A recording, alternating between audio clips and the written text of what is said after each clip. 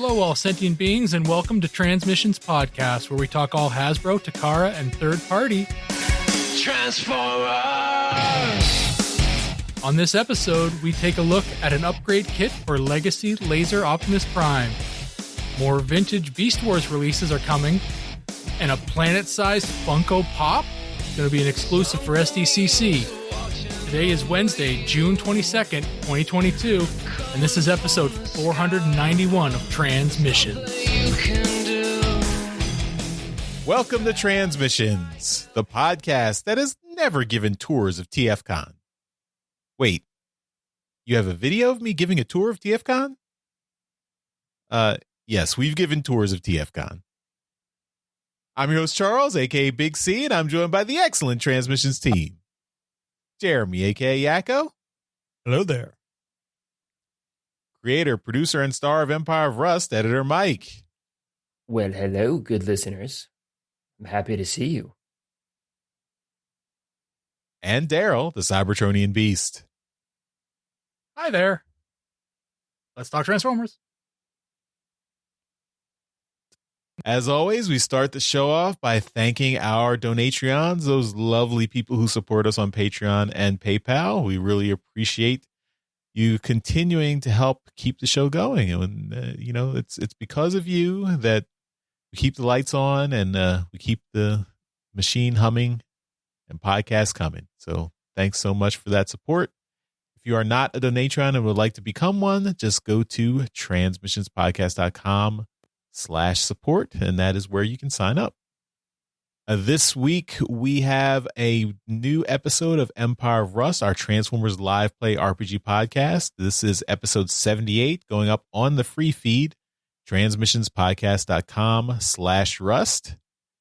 This episode is titled Prime Time. So this is already in your feed. It came out Monday, June 20th. So as you are listening to this, you should already have access to it. This is a big one. I think, Mike, I think this is probably the biggest cameo of Empire of Rust in Empire of Rust history so far, right? I mean, this is kind of a big deal, a big get for you guys. Yeah, it took us a while to cast them, but you know what? It worked out well for us. It was a good get. All right. Yeah. And this is starting off a brand new story arc for our crew as they have returned to Cybertron. And I think they're looking to avenge one of their fallen comrades here. If you're looking for jumping on points, that jumping on point, that's always exciting. I think this is the start of a new story arc. So maybe jump on right here. It's I think, if you're a new listener, maybe check it out. See if you like it. We're always trying to get those hard to get new listeners, right? Always need to get a good jumping on point for new listeners or for people named Daryl. Either way. I mean, I'm waiting for the episodes that speak to me. That they have to jump out to me. I think I'm gonna have to make an episode just called "The Daryl Jumping On Point." Or say, Daryl, listen to this one.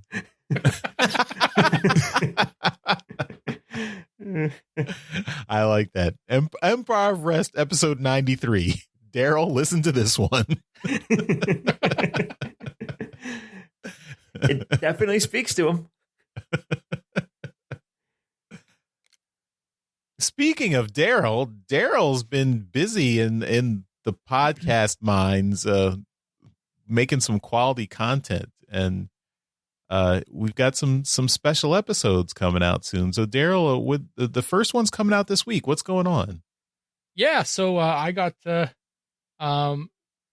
reluctantly given free time, so I've been I've been at the house here, just pumping away at making some more podcast content, and I might not be the best at editing, but I can produce the shit out of the content. So I can make tons of content for us. And I've had a few ideas cooking in the old brain basket for a few years here, and one of them has been this particular episode.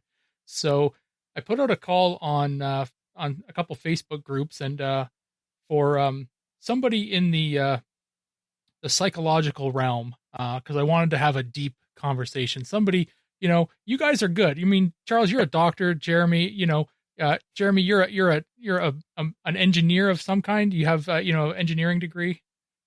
No. Well, you're a smart guy. You're computer savvy. And Mike, you're a real nice guy. And I knew it was coming. But I needed somebody with some real brains here. So I reached out and got in touch with a social worker currently in school for their clinical degree. And I got in touch with Izzy Franzese, who, like I said, is a social worker, and we did a real deep dive into the mind of a collector.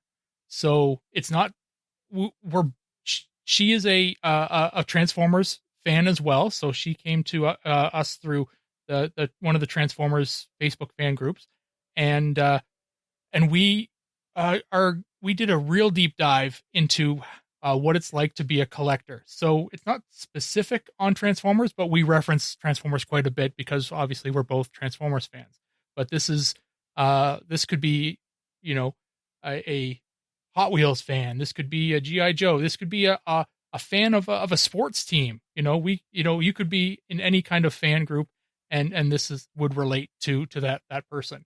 But I was really interested in getting this conversation done because this is a topic that's been, like I said, has been really bouncing around in my brain for a long time. So we're going to have this episode out later this week on Thursday. So tomorrow, the 23rd. So you should look for it there. And it's about an hour. So we've got this one, and then we've got a couple. I'm not entirely sure what we're calling them, but I'm sitting down with a few recognizable names in the Transformers podcast sphere. And we're going to pump out a couple of those episodes too. So like I said, I've had a little bit more time here, and I'm trying to produce a little bit more content for the show, and we'll see how fast we can get this stuff out. But this one I've really been excited about, and I hope everyone likes it. I mean, having listened to it myself, I think this is a really good show. It's like goes into like the different kinds of collectors, not just like why. It's just like some people are this type of collector, some people are this type, and it was really neat listening to it. I thought you did a great job. Well, I appreciate that. As someone who competed in a podcasting competition, I appreciate your opinion on that. It's high praise. So, yeah.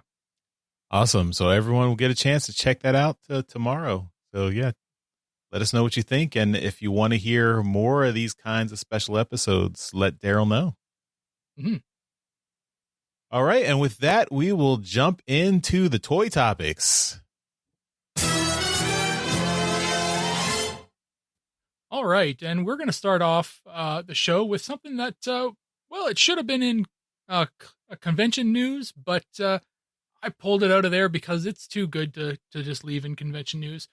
We've got a San Diego Comic-Con exclusive for this year.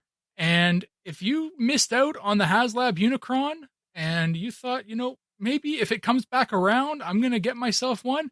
Well, it's coming back around, but in Funko Pop form. So, it looks like the HasLab Unicron, but it's those Funko Pops again. So if you're a fan of Funko Pops and you like the HasLab Unicron or missed out on it the first time around, then get ready to be able to buy one here. The SDCC 2022 is offering a Transformers and Funko Pop exclusive Unicron. It is jumbo sized, 10 inches tall. Get out my tape measure here for all of us, who are in the modern day. That is 25.5 centimeters. So there you go. That's a big Funko. And I'm just trying to see if we've got any kind of pricing on it here. I don't think we do yet. But it will be available in the through the GameStop site as well, just because that's something that GameStop is able to do. So that's in the US, and I'm assuming the Canadian side through GameStop as well. And then in the UK, you'll be able to find it in a store called Game. In France, it's Micromania. In Germany, Austria, and Switzerland, as well as Ireland and Italy, it'll all be GameStop as well. So, yeah, very cool. Yeah, I don't see anything about it being any kind of pricing yet on it, but if you're a fan of the Funko Pops and these 10-inch sized ones, the pricing on these things generally is significantly higher than the little guys. So these are pretty cool. I'm not a huge Pop fan, but this is Unicron. So Jeremy, you've got a Unicron sitting there in your house. What about a Funko version? I don't know. I'm not the biggest Funko fan. It looks cool, and I was just looking. The jumbo pops that I'm seeing on Amazon regularly go for around $40 US.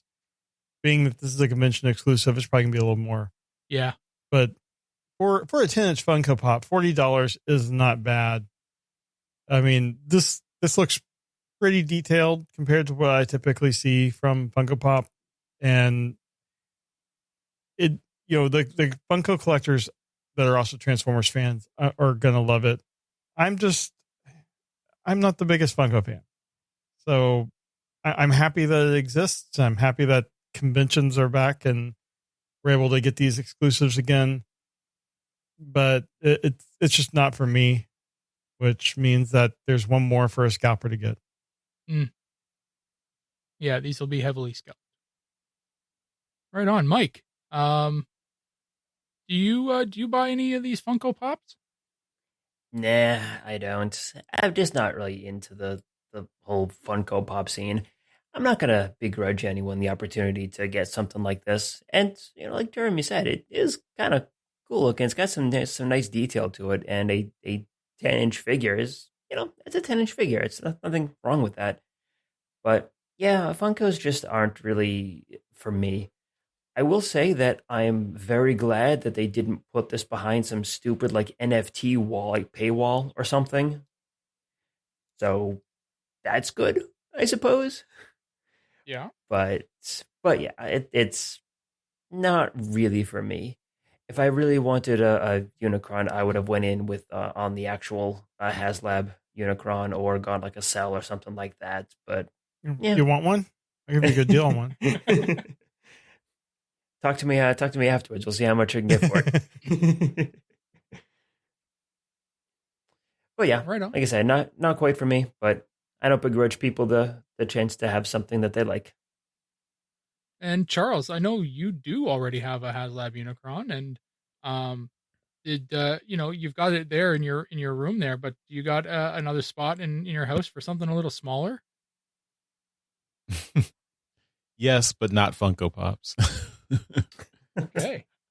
Yeah, I've never been a fan of Funko Pop, so this doesn't really interest me at all. I mean, it does. I mean, it does look like Unicron with a Funko Pop face, so I guess that's fun for Funko fans. But I've always my main complaint with the Funko Pops is the dead eyes on the human looking Funkos. But I guess with Transformers, it's a little bit different since their eyes have always been solid colors, so that's not a problem. Mm-hmm. But I'm just Funko Pops are not for me. I'm not. I mean, my collector brain is turned off by Funko Pops, and I have no interest in going down that road.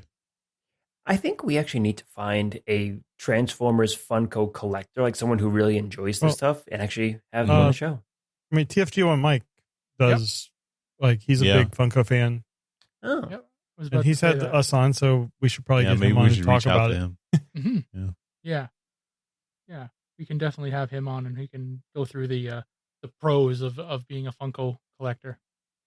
But like everyone has basically said, for those of you who are into this Funko stuff, then good luck getting it. It's going to be a very popular figure out there for those in the fandom and those outside the fandom, because Funko collectors are insatiable, so they'll buy it even though they're outside of the Transformers fandom.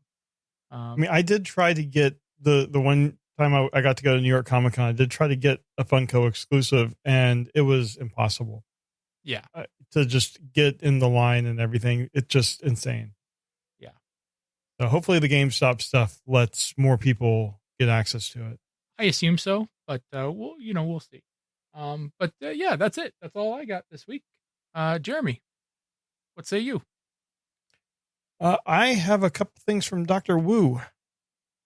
The first thing here is it's a Micromaster scale Megatron called Menace King. This is DWE25. I'm guessing the Micromaster scale are the really tiny ones, like the ones I showed off a couple months ago. This is a G1 styled Megatron that does transform into his Walther PPK, Walther P38 pistol with the attachment, like the shoulder attachment, and the silencer and everything. The actual robot does just transform into the pistol, and then you have the add-ons. But this scale and the stuff from Dr. Wu continue to just impress the hell out of me. I mean, this is just a great prototype right now, but the sculpting, like particularly the face, the midsection, just really good details. I mean, and these are tiny figures. Like, I don't know how many in your Space Point sterile it is, but they are tiny. They are like, maybe an inch and a half. I don't know, but to get that detail in this size and have it transform, and you have the add-ons, it is just, impeccable. And this is one I will probably end up getting because I have the Optimus Prime. I need to get the Megatron that goes with it. One, little thing, because of the size, the trigger is actually kind of on a solid piece. It's just molded in, but you can't really blame him for that. I mean, it's not like it would be functional anyway, but I am really impressed with this gray prototype here. The other thing I have to talk about is a Legend Scale Sandstorm. Also, this is produced by Dr. Wu. It was developed by Mechanic Toy. Like they designed it. It is MS-36 Sand Leopard, and this is a G1 toy styled Sandstorm, and he is a triple changer, and I think it looks really good. This is just Legend Scale. It's not the super tiny, but you could not really tell in the in like, what is it, like a dune buggy type vehicle mode. You can rarely tell that he also has a helicopter alt mode, and just like the other side, like in the helicopter alt mode, you see like a tire in the back as like just in the back end, but it hides all the modes very well, and the robot mode also looks great.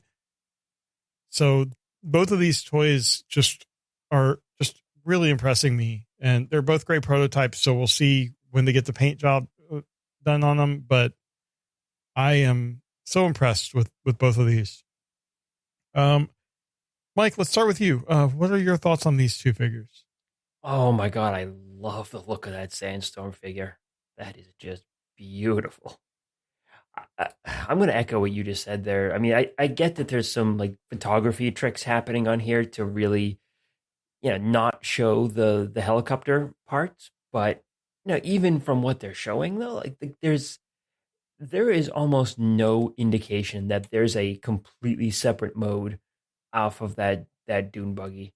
I'm looking at it, and there's like a couple of small little pieces here and there that I can see. Yeah, you can see a rotor in the back from one angle, but yep, you can see a rotor in the back. You can see a little bit of the curvature of the front of the helicopter along the back wheels in the dune buggy mode, and I think the sidebars of the dune buggy is the same as those little extensions on the helicopter on the sides, like pontoons or something, like whatever they're supposed to be. I think it's just like extra kibble bits, but still, I mean, it is an incredibly changed up alt mode on both of these, and it looks really spectacular. I don't really like. I haven't picked up much of any kind of legend scale stuff, and I don't have anything from Doctor Wu at all. If this was cheap enough, I might consider picking this up because it is a Nice. really amazing, really amazing looking figure. Cool. You have any thoughts on the Megatron? Yeah. I mean, it's okay. It's I like the fact that at least if I'm thinking of the scale correctly on this, you can have a standard kind of deluxe size figure holding a pistol Megatron, which I don't think we have really seen. There was a Legends Megatron that I've gotten like some larger scale, like a commander class scale figure to hold and to look good. But I mean, for the most part, like I've never seen a transforming Megatron that would work well with deluxe or Voyager size figures. Well, this would be even smaller than Legends. I'm getting it right now. One to look at and trying to find something to compare it to. Yeah, like I'm not actually seeing like any size measurements or any comparisons on the photos that I'm seeing in this article here. But yeah, I mean, I'm hoping that it is small enough to actually be like that scale. And if it is, that'd be pretty cool. I have a tape measure as well. I just found it. Oh man, both you and Daryl have tape measures. Mine does not have the space points on it. Just real measuring. Oh, yours is the normal stuff. I got you. Yeah, in robot mode, my sound wave is 2 inches tall. Okay. So, as an American, I know exactly how tall that is. That's 5 centimeters for the rest of the world.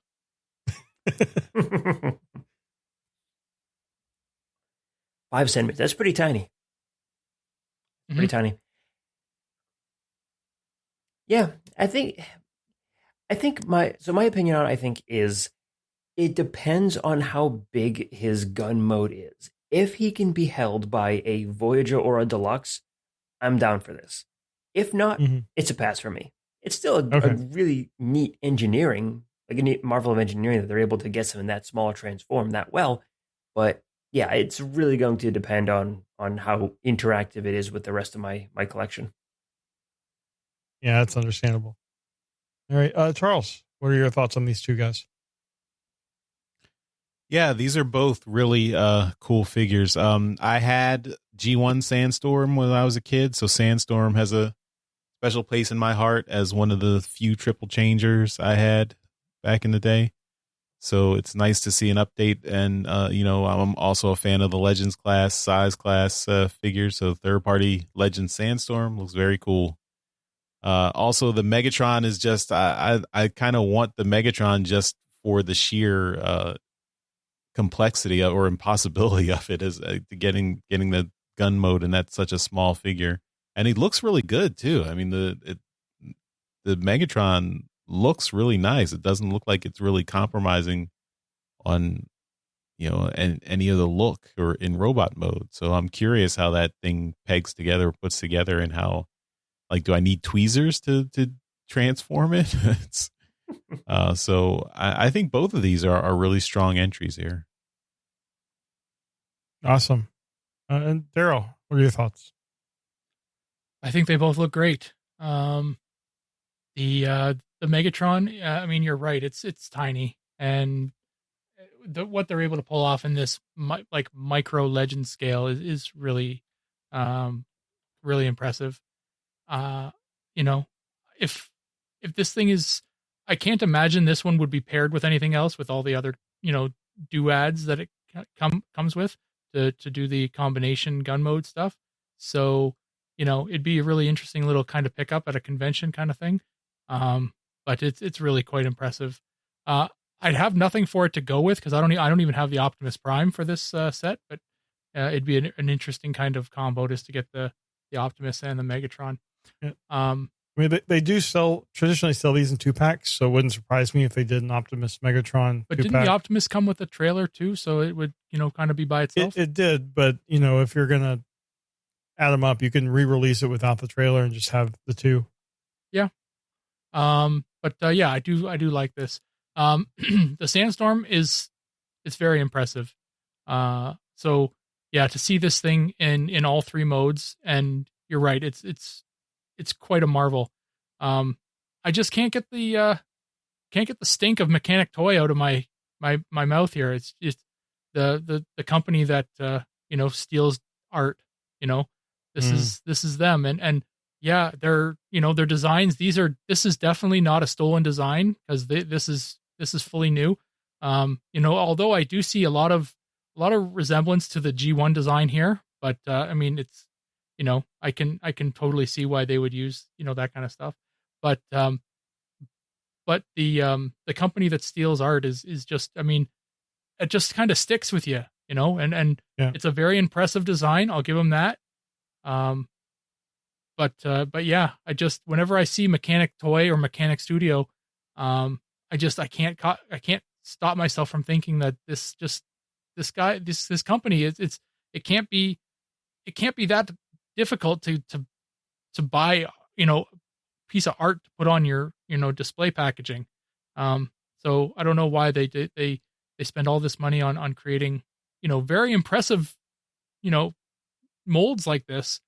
But they stop short at buying a piece of art. That boggles my mind. But yeah, it's very impressive.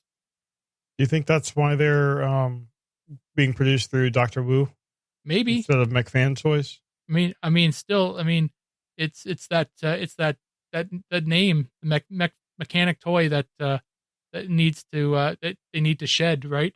Maybe Dr. Wu all along has been connected to Mechanic Toy. Maybe they share a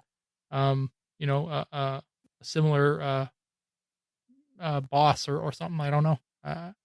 Really, that the back end of third party is something that's kind of always eluded me. But there's really just one person in China that's really making all is these. one guy. All these companies and stuff. It all comes down. It's just one person doing all this work.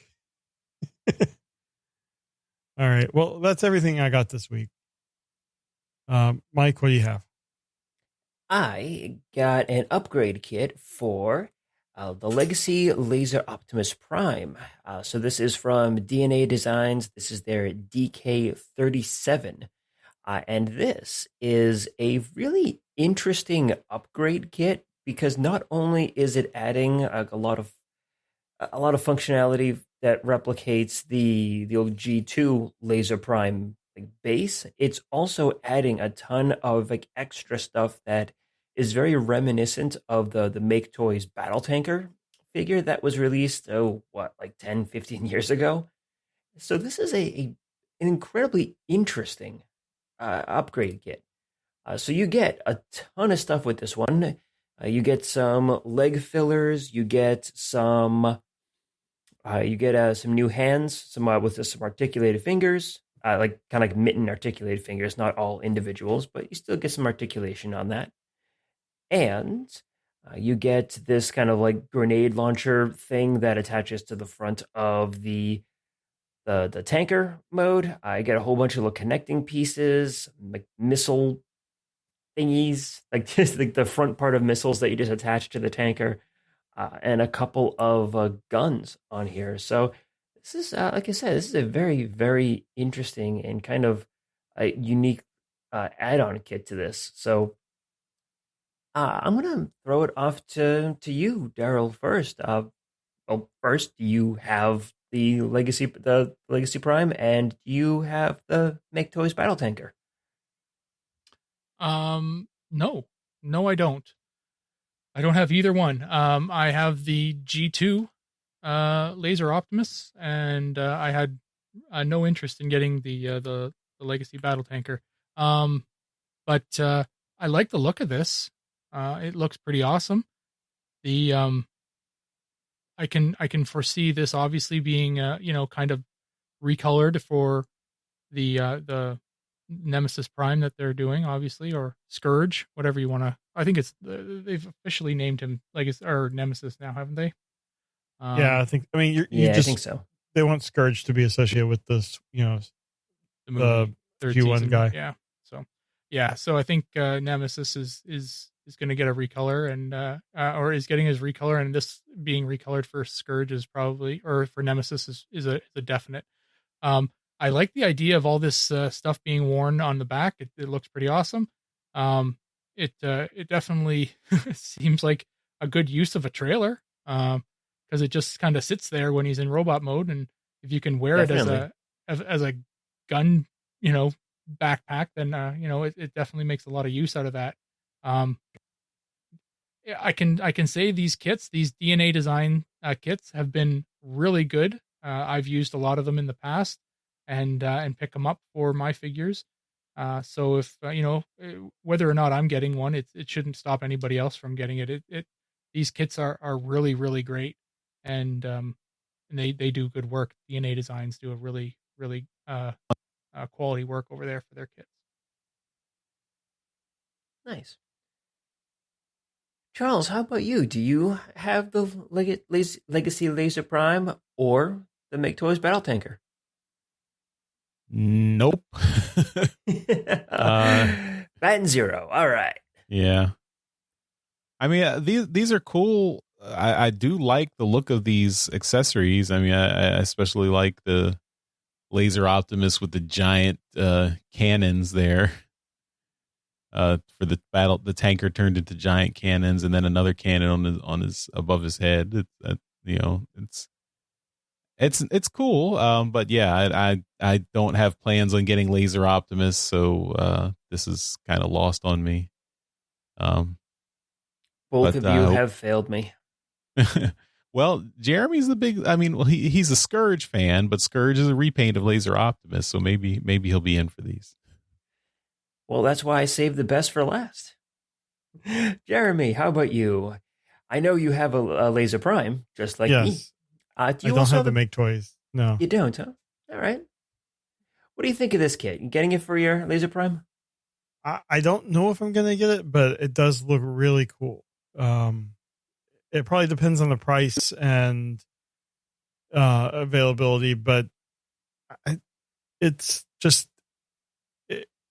it does a lot to the figure, and I really I do like the look of everything it does, and just even just the hands themselves, that's great. But I saw recently how someone discovered how the trailer can come apart, and you can kind of wear it, and just this takes it to the next level, just adding the handles for him to hold on to. And this is actually not even coming apart now that I'm looking at it. He's just wearing the trailer. And when I think of like this figure as Scourge or Nemesis Prime, I do kind of imagine a really heavily armored or weapon, just a guy that's ready to just take on all comers. And this looks really fun. Maybe if they do a Nemesis version and I get a chance to get that figure when it eventually comes out, that might be what I go for, and just keep the Legacy Optimus Prime kind of stock. But I am really impressed with what they do here. That'd be kind of a neat idea. It really would push the differences between the looks of the figures. You could have that kind of clean Laser Prime and this really badass looking Nemesis Prime. Mm-hmm. I'm really digging this kit, and assuming that it's not ridiculously overpriced, I'm pretty certain I'll be getting this because I have the Laser Prime and I have the Battle Tanker, and it's just it feels like this kit was made for me. So I really enjoy that. Actually, I'm looking at this now. TF Source has this upgrade kit for $34.99. That is incredibly reasonable. Mm-hmm. Yeah, for the amount of plastic that's here. I love it. $35 for an upgrade kit that does a lot like this. Yeah. You know what? I'm in for it.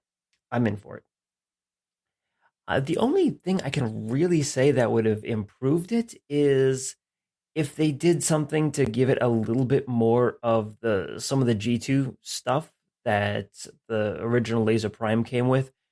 like he came with that giant like big missile launcher thing, Yeah. and that like weird pizza disc throwing gimmick. Yeah. And I would have liked it if they did something to kind of add that in there. It's not. I guess it's not 100% necessary, but still would have been kind of cool to see, because they did a lot of stuff with the like battle station mode for the trailer that really did echo a lot of G2 stuff. And yeah, I wish they did a little, just maybe that one or two extra pieces to really get the original G2 stuff on there too. But I really do love the look, and I'm really glad they were able to kind of put the trailer on the back there as this kind of like super mode for Prime. It really does, I think, bring the figure together very well. Maybe they could have added like a little bit something on the legs, because the battle tanker figure had a similar thing where the tanker part is sitting on his back, and there's two extra pieces that sit on the side of his legs to give him a little bit extra bulk. That would have been kind of cool too. But that's just nitpicking at this point. The kit is really a nice looking piece, and yeah, I think I'm going to be picking this up. Well, that is it for me. Charles, why don't you go ahead and bring us home? Okay, well, we have some. This is I guess these are rumors. This is, our intrepid Transformers fans troll the big box store toy listings for upcoming toys, and then they tease out any new information. So Walmart looks like is going to continue their vintage Beast Wars releases, and we've got news of 3 releases coming very soon. So this is Maximal K9 and Predacons, Iguanus, and Pterosaur. So if you are a fan of Beast Wars from the 90s and any of these 3 figures looking to, fill your collection there, they're coming soon. I mean, I recognize Pterosaur, of course, because he was on the cartoon, the Beast Wars cartoon. But I guess K9 and Iguanus were toy only. But I think Iguanus get he was used in the RID 2001 show. Yes, yeah. Was he Dark Scream, or was he something else? I can't remember which one he was. Slapper or something. I don't know. Gas Skunk? I think he might have been Slapper, right? Yeah, because Gas Skunk was the skunk, and this is a lizard thingy, right? I don't know my animals, okay? It's okay. You're from Massachusetts. We don't know our animals up here. I guess, Mike, let's start with you. Any interest in these Beast Wars characters and getting vintage reissues? No, if I'm going to spend the money to get any more Beast Wars stuff, I'm just going to spend the money to get the original stuff. I mean, they're 25-year-old figures, but still, I'm not going to. The engineering on original Beast Wars figures is really not that different than engineering for modern figures, especially if you're looking at the Scout and like the Lux size stuff. Granted, yeah, like some of the joints are different, but like if I saw this versus the original, like there's no difference in my mind. Whereas something like a G1 reissue with like a lot of that die cast and everything, that is something like, all right, yeah, I might splurge for like a reissue, but for stuff like this, no, certainly not. Fair enough. Jeremy, you're pretty big into Beast Wars. Any interest in getting some of these reissues? I mean, it's clear that I'm not the number one Beast Wars fan. In that I don't really have a lot of original Beast Wars toys, so this doesn't really do a lot for me. I mean, I do appreciate it, and it does kind of make sense, particularly Pterosaur, to release the original, because they're also, they have the Kingdom version and the the selects version that they just did. So it makes sense to do the original. And I don't know. I think it makes sense to get these figures out as the Beast Wars fans are kind of where G1 fans had been wanting to see re-releases of their figures. So, I like some of the modern Beast figures, but I've just never really, outside of I think I have maybe two or three original Beast Wars molds. And even then, one was a Universe re-release and one was a Collectors Club figure. So not really for me, but I'm happy that they're coming out. All right. And that takes us to Daryl, the actual number one Beast Wars fan on the podcast. Here we go. You've probably got all the original vintage G1 Beast Wars toys of these characters. I guess probably you're not looking to replace them with these reissues. Well, I know I have a K9, and I'm pretty sure I have a pterosaur. Iguanus is one of those figures that I never really liked.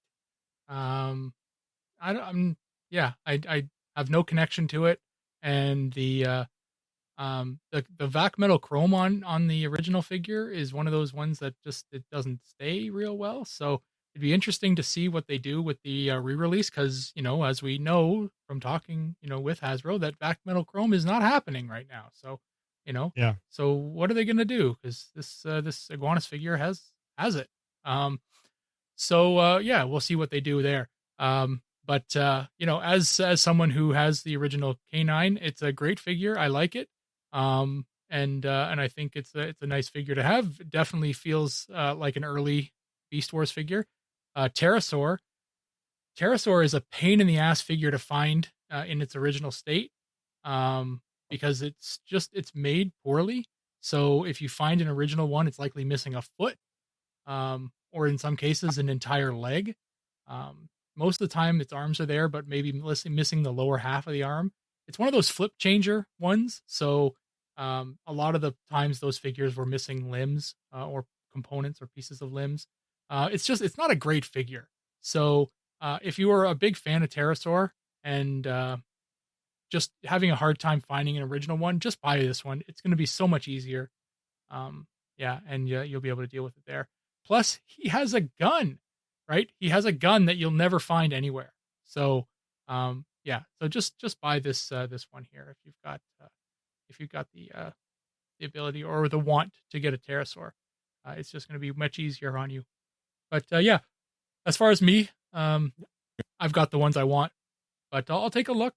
I know that some of the previous wave of vintage, reissue Beast Wars figures just went on clearance here in Canada, and so a lot of them are the ones that didn't sell are getting blown out. So let's hope these ones do better than those. Before we move on, we were all wrong about the RID 2001 thing. Iguanus was none of the three Predacons. So before anyone writes in to correct us, I want to just put that out there. I didn't make a guess. Don't worry. I put it in the chat that it was reptilian because he was remolded into reptilian for Universe. But yeah. Just saying. Daryl's a toy guy for a reason, and the number one Beast Wars fan on the podcast, also for a reason. So I also looked it up. Yeah. The three Predacons were remade from Spitor, Sink Bomb, and Night Glider into their RID counterparts. All right. We got to get someone's got to get RID streaming somewhere. That'll never happen. I can just give it to you. I really wish. I mean, I have the DVDs. Okay. They're UK DVDs, so I can't really play them, but I got them. I'll give them to you. I'll give you all the episodes if you want them. We'll be meeting Daryl out behind the alley. I mean, I don't know what you want to do behind the alley, but I'll just give you the show. All right. Well, that's all our toy topics. So we will move on to trips to the store.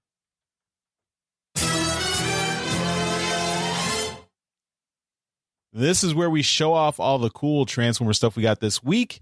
We do this as a video that we put on YouTube so you can see everything we got in beautiful high definition.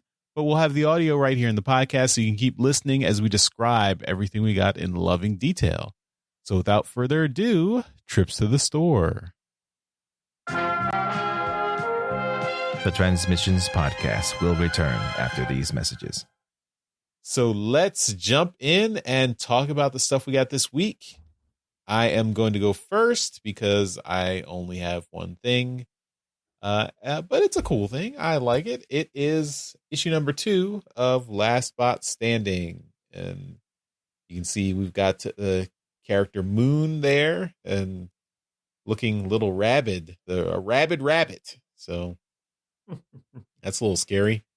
But yeah, Last Bot Standing number 2. This is, of course, written by Nick Roche with art by EJ Sue. This is the Nick Roche cover. He did the cover art for all the issues, even though he's the writer. It's a really cool story. I'm liking it a lot. And this second issue cemented it. It made it a lot more interesting. So check these out. Is that cover supposed to remind you of Monty Python in Search for the Holy Grail? Maybe the rabbit from there. Vorpal Bunny. Was that what it is? And yeah, I think so. The legendary black beast of Arg. Maybe we'll have to ask Nick if we can get him on the show to talk about Last Bot Standing. Maybe he'll tell us. So I think we reviewed Last Bot Standing number 1 last week, so we'll get to number 2 probably very soon. So there it is. Okay, we're going to move on to Mike. Well, I got just a couple of small things this week. I got 2 figures, one of which might even be a duplicate because I couldn't remember if I showed them off last time. So I'm showing off the Legacy Skids, which is a really neat figure. One of the last ones that I really needed to kind of finalize or finish up a lot of like the Neo G1, like the Neo Classics kind of collection that I got going on. So it's a really solid figure. I like him quite a bit. Very boxy.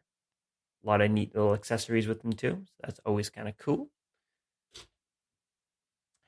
And the other figure that I'm showing off is kind of an unusual one. So this is, I believe it's Brawl. I could be actually wrong on the name, but I think they actually called him Brawl for this release.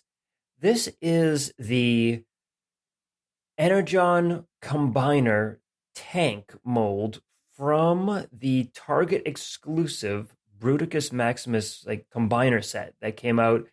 I think it was during Revenge of the Fallen or something like that. So I picked up this guy off of eBay just by himself because I have recently sold most of my Unicron Trilogy collection, and one of the last things that sold actually was the Bruticus Maximus combiner set, like the original set that I had.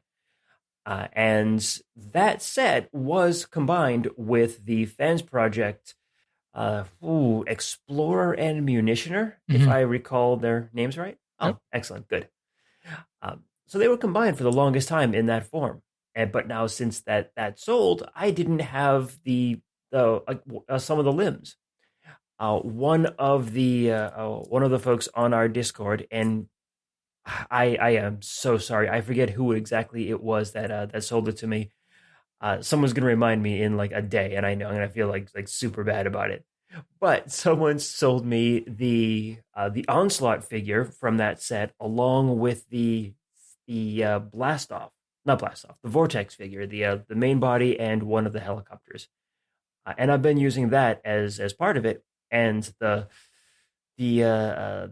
I think he was a Blight figure. I think that was the name of the original green tank from that set. I have been using that as the last limb, so I have finally replaced that with one of the figures from that Revenge of the Fallen set. And I'm looking at eBay right now, and someone is selling for the box for that, along with the other two figures from it, with all the missing accessories. So I might actually pick that up too. So that'd be kind of cool to have the full set for that. But yeah, so Brawl to refinalize my Bruticus Maximus combiner with the Fans Project stuff. So yeah, kind of an unusual deep cut figure for this time.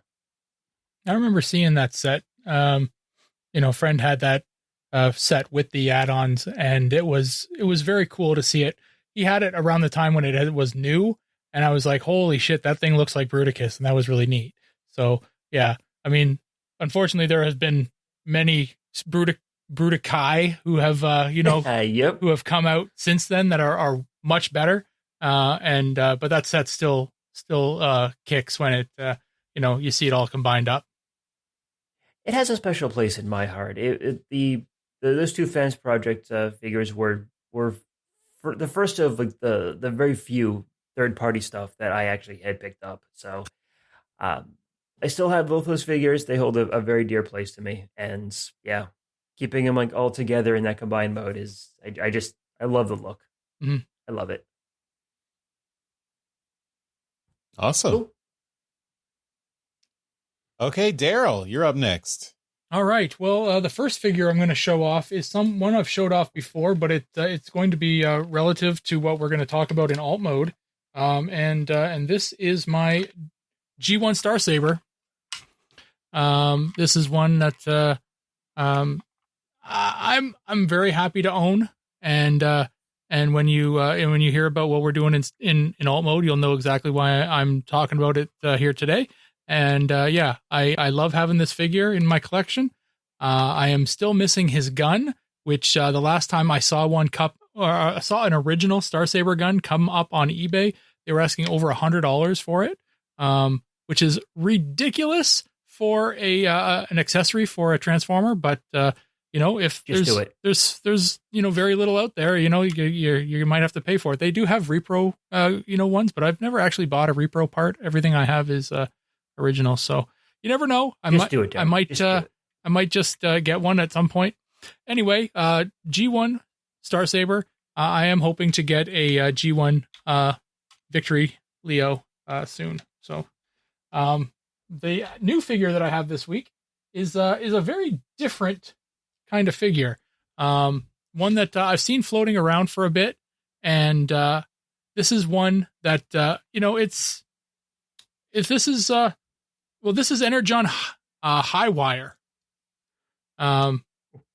This is a motorbike.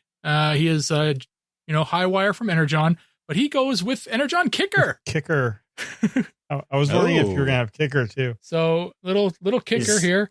I don't really care about High Wire all that much, but it is quite possibly the only humanoid figure produced in the main line. So is the elastic still holding his torso together? Oh yeah, he works.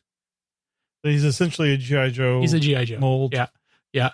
And the sword he has is actually from a different version of this figure. But when I found him, he had this sword in his hand. And I was like, oh, I'll just keep him with it. So whatever. So Energon Kicker, and whatever. It's a G.I. Joe Transformers figure with his vehicle that does transform into a robot. It looks like shit. So, this is a sidekick. Or sidewire. Yeah. What is it? What did I say? Sidewire? High Wire. High Wire. Yeah. High Wire. High Wire. Don't even know. Kicker's sidekick High Wire. So yeah, but the main draw for me was getting Kicker. So yeah, there you go. He is actually nearly impossible to fix if his elastic breaks because of that Energon crystal in his backpack. it's actually glued in, and you would have to heat it up and try to like melt or dissolve the glue in order to pull that crystal out in order to get to the screw that's holding his torso together. Oh, well, Yeah. there are a number of these that I've seen come in and out of the store that the legs are broken apart. So I think the knees are quite fragile. Oof. Yeah. So anyway, he's complete and non-broken. So that's why I picked him up. Nice. And that's it. That's All all I right. got. We're going to wrap things up with Jeremy. All right. And I haven't been on in a couple weeks, so I have a number of things. Start off with 6 comics. Thanks, Daryl. Start off, I have a couple Beast Wars. I have Beast Wars 15. This is the John Jennings cover. And then 16, and this is the Emilio Lopez cover. These over here. And then main Transformers series number 42. This is the Blackie Shepherd cover. 43 is the Stefano Simone cover. And then wrapping it up, I have War's End number 4. This is Jack Lawrence's cover. It's also kind of has something to do with what we're going to talk about in alt mode. A little. Spoilers. And then the Best of Hot Rod. This is the James Biggie cover. I think it's the only cover for it. It's got like 5 or 6 stories in here. Really cool. Oops. And then, see, that's all the comics. But I also got a Father's Day present. Kind of big. Oh, Got the Lego Optimus Prime. Nice. And awesome. my son and I have been working on it some today. In the amount of time we had, I was able to get this much done. Basically, his torso and his chest. It is really, really neat how you do this. Chest opens up. There's the matrix compartment, which is actually like the first thing you build is the matrix compartment. So I'm really enjoying this. One thing that I couldn't stop seeing as I was building it is this other little face in the back of his midsection. So it's like this can move where his head goes. Like it completely flips around. So I mean, just the mechanics in this thing are really cool. Well, I have the back showing. You can see this is where his arms will come in here with ball joints, I think. But you know, they move. His legs are. Listen to this. It's got some nice clicky joints in here. So, really cool. Nice, really good rubber tires. You know, Lego, I think, makes the most tires of any company in the world. But yeah, this will be good. And I'm probably going to pull a Daryl and be showing this off for the next couple weeks as it progresses. But yeah, this had it for a few weeks, but I held off opening the box until Father's Day. So, which is today as we record it. So this was maybe 2 hours of work, if that. So my son did probably about half of it with me yelling at him to like stop just grabbing at parts because I want to do more orderly. But it was fun. So that is what I got this week. Cool. Very cool. Yep. Nice. Very nice. Jealous. It was like I happened to be awake at midnight when things went live for it, and I'm like, oh, this was already a pre-approved purchase that my wife and I had agreed on, so buying it without guilt. Awesome. Well, that will do it for this week's Trips to the Store. We now return to the Transmissions Podcast. We're back from our trips to the store, and we will move on to convention news. All right, we have an update from TF Nation. They have announced a 2023 Minicon. There are no concrete details other than the date at this point, but this will be, as they describe, a more intimate event. Just, I guess, a smaller show. It'll be March 25th, 2023. So like a single day show. But this seems really cool to do smaller events that complement the larger show. It does say it'll have ticket prices, guest and trader information to follow. And then, of course, TF Nation itself this year is August 12th through 14th. So I imagine either by then or at the end of that show, they will announce more information. But I think this is a really cool idea. So, good on them. It's also in a completely different spot. So, well, yeah, the existing convention is in Birmingham generally, and this one's scheduled for Manchester, which is a much different area. So it's showing that it's about an hour and a half drive away from the other. Okay. Yeah. It's a neat concept. I mean, we see TFCon moving like the whole convention in multiple locations. I think doing a smaller single day show kind of makes sense. It's obviously going to be more affordable to put on, on their side, and it'll be more affordable for people to go to and put it in different spots to just kind of expose yourself to a crowd that might not be able to travel, to Birmingham. Sure. As much. All right. One other thing we have here is the International Tokyo Toy Show. We have some images of the Takara Tomy Transformers display, and it's pretty impressive. We see, a lot of the current toys, but we also get some looks at the Legacy Cybertron Metroplex, Masterpiece Jetfire, and the Masterpiece Yukikaze, which is the next one of the train bots that's coming out. So it's really cool seeing this. This is, toy shows have been being canceled because of COVID and stuff. So it's nice seeing that, they are starting to come back, and then just seeing the Takara display here. Nothing that I can tell is mistransformed, which is great. I am also seeing here the Studio Series 86 Sludge. So that one I'm guessing is, coming out very soon. So yeah, before we move on, does anything here stand out to any of you guys? I know, Daryl, you're kind of crazy about the trains right now. Yeah, I'm a bit train crazy. As opposed to them, I'm looking at the like you said, the Studio Series Sludge and the Studio Series Junk Heap. So I'm looking at those two.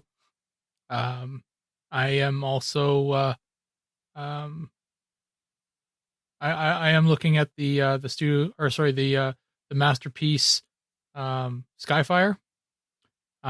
This is unfortunately there's nothing really standing directly beside it to get a sense of scale.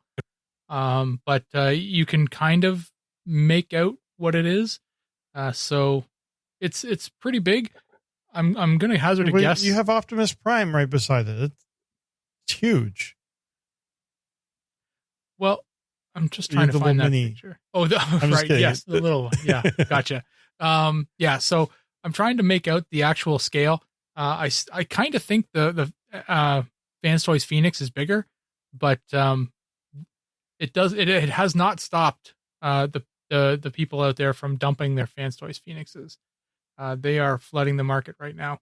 But you're right. Those train bots, they are definitely they're they're really giving you something to look at because you've got all 3 of the train bots there, including the new one, Yukikaze. See, Charles, I learned it. Good job, Daryl. Good job. Thanks. But yeah, so you're able to see Yukikaze there, and they don't have, because each one of the train bots has got basically it's got itself in all 3 modes except for Yukikaze, which is just there in robot mode. So it must be really, really new, it's even for Takara Tomy. So they don't have it in all 3 modes. But yeah, you're able to definitely see all these different train bots and all their different modes. And yeah, it's cool. I'm liking what I see. Cool. Anyone else have anything stands out to them? I still want that G-Axis, the G2 G-Axis. I mean, I know he's a little bit janky, but I love my G2 comics, so still want to get that guy. In the group shot, he really stands out with those colors. Mm-hmm. There's not a ton that's really like appealing to me out of the group. I mean, the MP Skyfire certainly is good looking, and I wouldn't mind getting my hands on it. But I mean, as for the rest of the stuff, like I know I'm already passing on the new Stunticons, so I don't need any of them or anything. Yeah, and I'm not I know, Charles, you're a big fan of that Jaxus, but yeah, I'm not. So I know. We had this discussion already. You crapped all over him. It's okay. I understand. Shoved him right in my toilet first, and then just unloaded right on top of him. Cool. Well, that is all we got for convention news this week. All right, and we will finish up the show with feedback.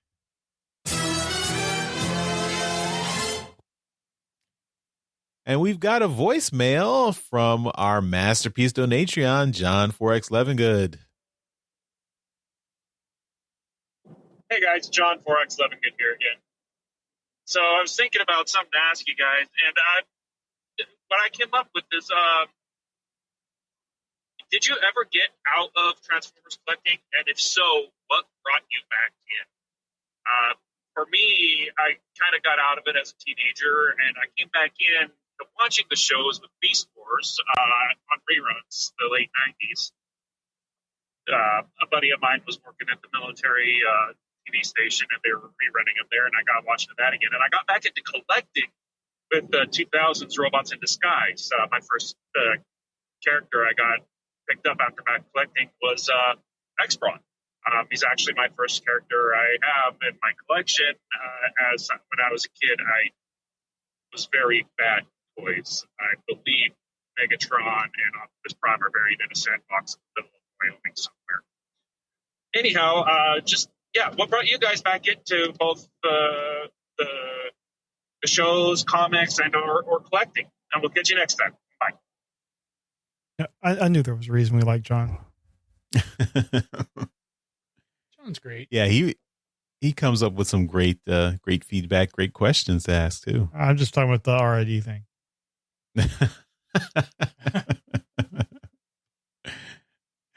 RID forever. For me, I never left Transformers. I did not. For the long time I was not buying the toys, but I never left Transformers as like one of my favorite sci-fi concepts, things I loved as a kid that I always would check in. Like, back in the 90s, I did watch the Beast Wars cartoon. I encouraged my little brother to,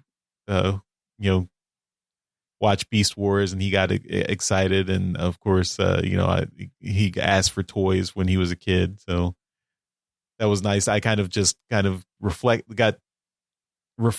the new Transformers fandom back on me just by watching him enjoy them as a kid. But I was always into the the comics, the cartoons. For a long time, the news in the 90s when the internet was just, starting to gear up, and news groups were the message boards of the 90s. I was lurking in alt.toys.transformers and following discussions there, looking at fanfic sites, reading Transformers fanfic back in the day when there was no official fiction coming out for G1 characters and stuff. So I was always a fan, and this is no surprise. I've always been a fan of the lore of Transformers, the stories that come out of the Transformers. That's always been my primary thing that I've loved from Transformers. Since I got out of playing with toys when I was a kid. I mean, I still loved just and I still think Transformers has a huge amount of storytelling potential, beyond just being a toy commercial. In terms of actually collecting toys and engaging with the physical toys again, I'd say this podcast brought me back into that. So when we started in 2013, that's when I started regularly, again, looking at Transformers like TFW, looking at the websites, following toy news and seeing what was coming out and getting into third party stuff, which is something I was not really familiar with at all. So thank you to you guys for getting me back into Transformers toys, or maybe I should say screw you guys for getting me back into Transformers toys. But yeah, that's the transmissions is what brought me back. You're welcome.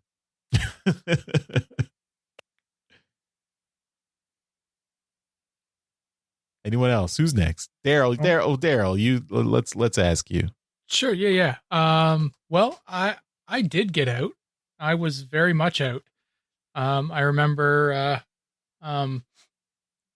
living with my wife, who at the time was just my girlfriend, and we were living in this small house, and my entire Transformers collection, which had been reduced to maybe 8 or less figures, was kept in a very small box, that was packed away in a closet. And at some point I remember finding it and thinking, I think I could probably sell these. And I did. I sold them on eBay. And then I had nothing left, and I had no problem with it. It was gone.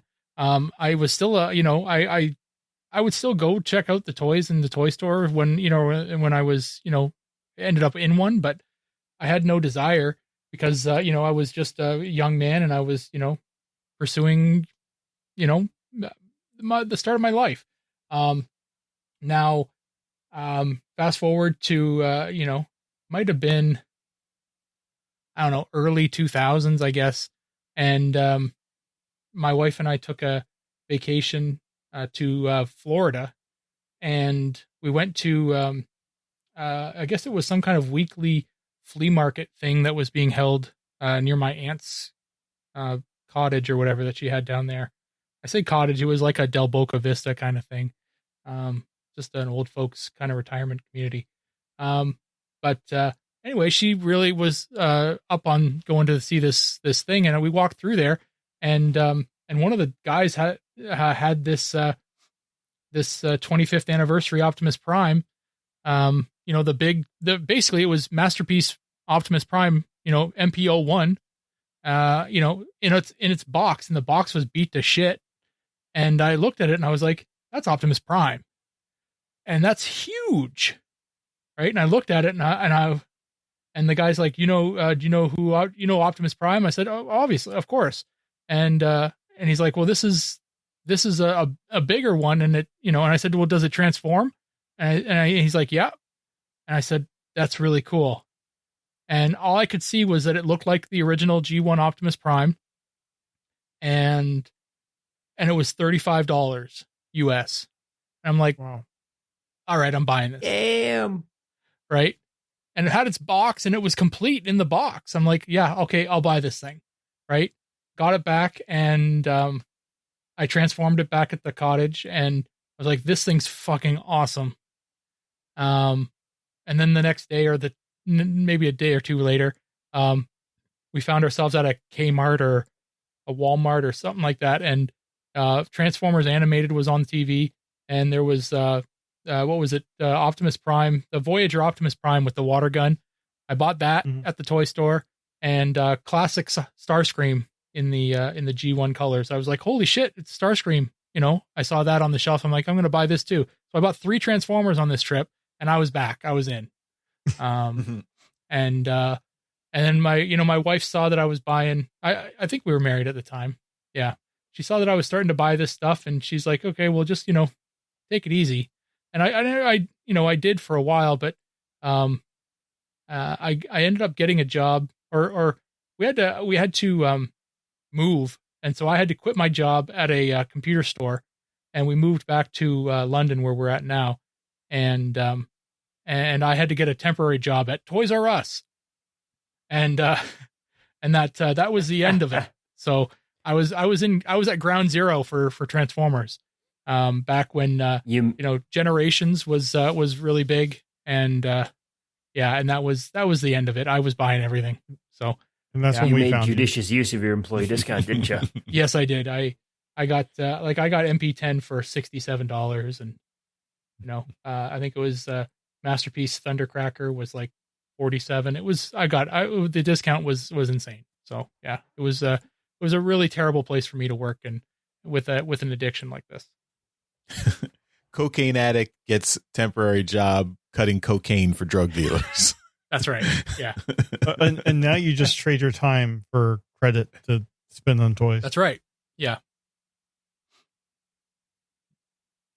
Cool. I think Mike, do you have us? Oh, sorry. Well, go ahead, Jeremy. Sorry. No, it's fine. It's fine. I can go last. No, let's go ahead. Go ahead. Okay. Well, I was going to say my story is kind of similar to John's, where I had been out of it, and Beast Machines is what got me back in. And I looked up the exact episode. It was The Key, which I didn't realize was written by Marv Wolfman, which is, one of my all-time favorite comic writers.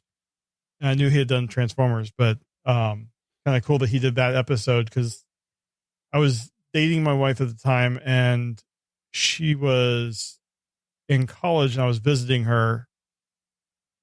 So I was like watching TV while she was in class or whatever, and just stumbled upon Beast Machines and heard reference to Keta Vector Sigma. I'm like, I know this thing from Transformers, and watched it. And then I'm like, how do I watch all these episodes? And I found out about Beast Wars, and figured out the IRC channel to go into to download all the real media versions of all the episodes. They're horrible, low quality, but that sucked me in. And then soon after Beast Machines was done, RID 2001 came out, and then you get the vehicles again, and I was just sucked in completely.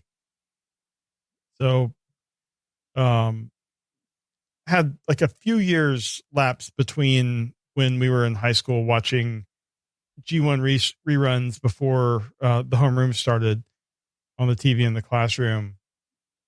Then a few years of college, and then back in it, and then finding the online fandom, and finding out about conventions and everything, and yeah, it was all downhill from there.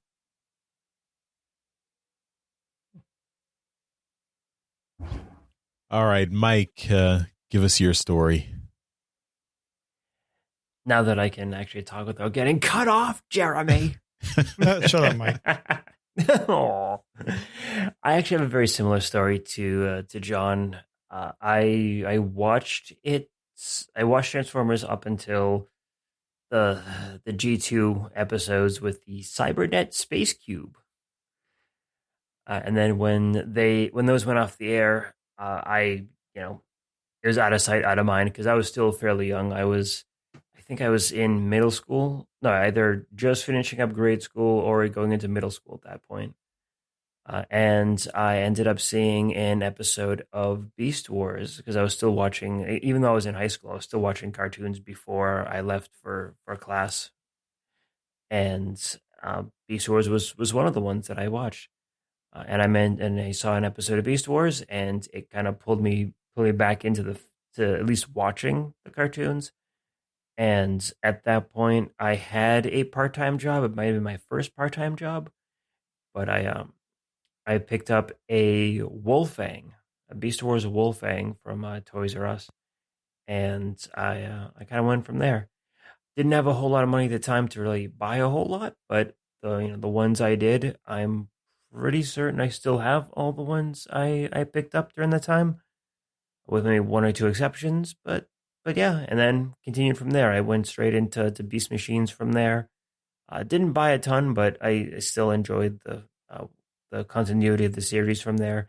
And then it was Robots in Disguise, the first Robots in Disguise that I really started actually collecting in earnest. So yeah, it's a similar story to John on that one. Lapsed for a few years, but did get back in short order. All right, that's John. I hope we satisfied your curiosity. Those were, I think, those were all pretty interesting stories. So thanks for sending in that question, and hope you enjoyed it. You're the man, John. Okay, well, that takes us to the end of this episode of Transmissions. As always, we end the show by giving a shout out to our Masterpiece Donatrions. These are the folks who continue to support the show at our highest level on Patreon, and we really appreciate that. And that's why we give them a shout out in every episode.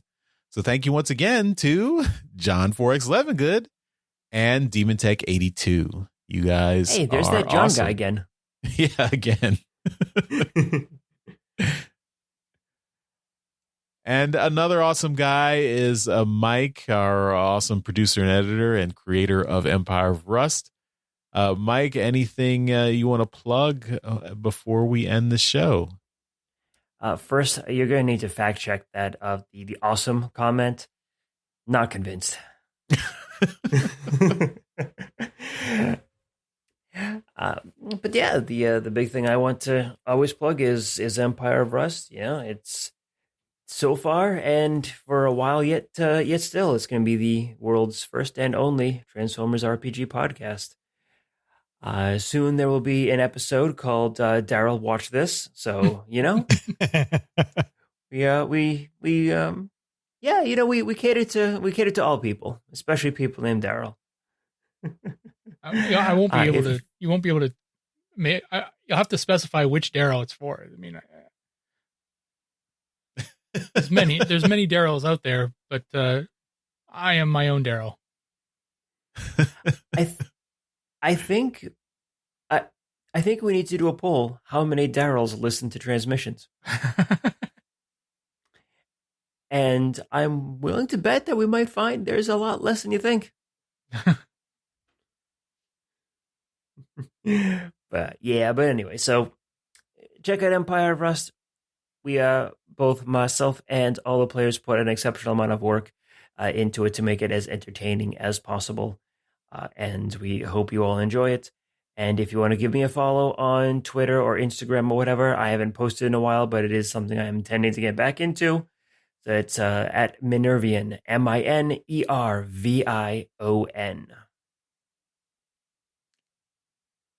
All right. And that's it for this episode. Thanks everyone for listening. We will see you next time. Bye-bye. Bye. And I will see you next time. Later. Thank you for listening to this episode of Transmissions. If you'd like to join the conversation, travel to our Discord channel at transmissionspodcast.com/Discord. Want some cool Transmission swag? Feast your eyes on our Transmissions gear at transmissionspodcast.com/shop. If you'd like to support our podcast, go to transmissionspodcast.com/support or tell your friends about our show. We'll see you next time.